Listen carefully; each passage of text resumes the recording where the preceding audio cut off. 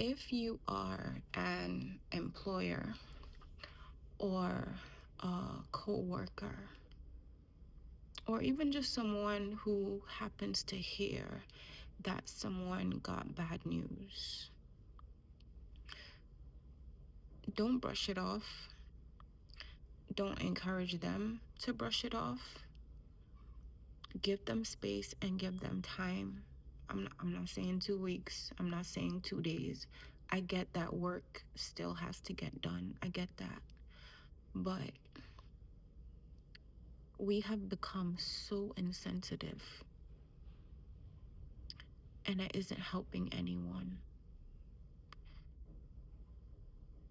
Learn how to be there for other people.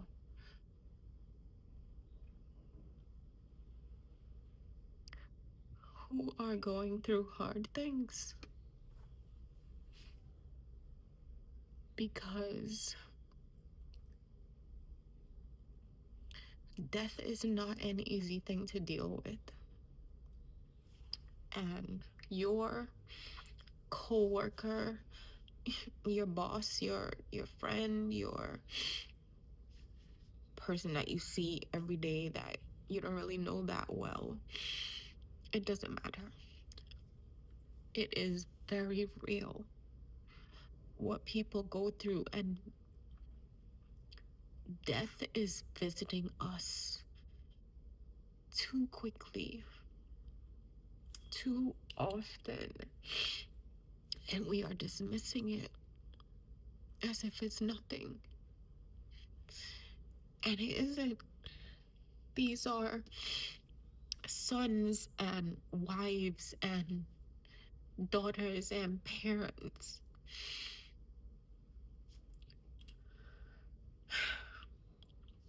And we casually say that tomorrow is not promised. And that's true.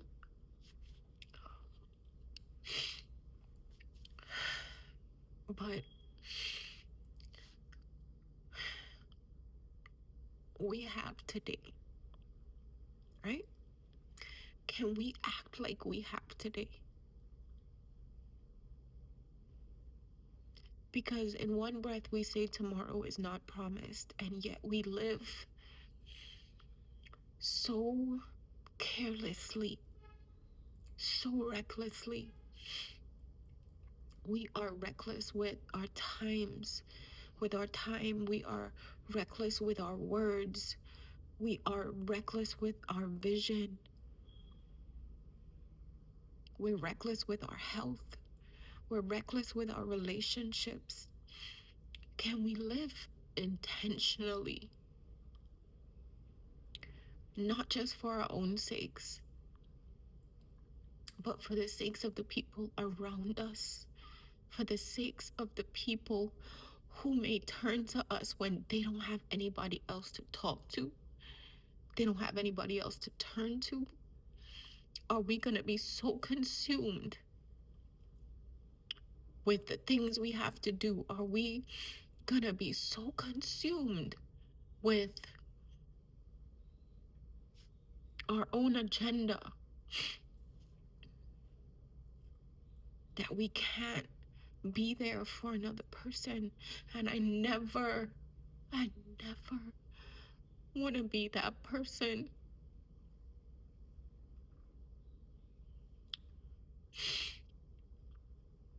So I wrote something earlier, and I was saying that when these disappointment, loss, grief visits us, that we have to deal with it. We have to process it. We have to allow ourselves to feel. Because sometimes the first thing that we want to do is we want to shut that feeling off because it doesn't feel good. I don't feel good right now.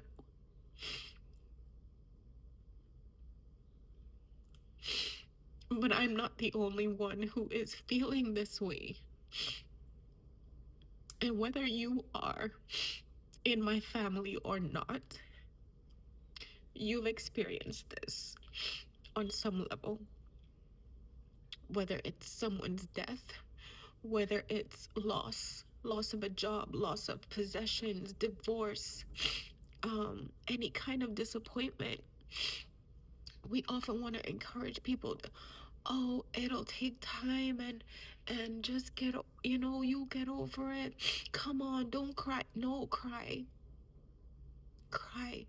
There is no shame in your tears.